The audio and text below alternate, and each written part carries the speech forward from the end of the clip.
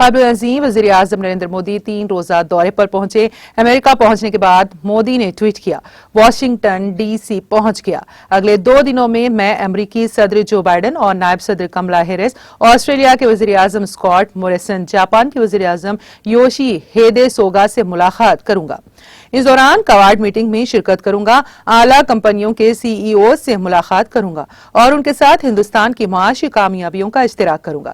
ایک اور ٹویٹ میں انہوں نے امریکہ میں مقیم ہندوستانی کمیونٹی سے اظہار تشکر کرتے ہوئے کہا، واشنگٹن ڈی سی میں پرتپاک استقبال کے لیے ہندوستانی برادری کا شکر گزار ہوں۔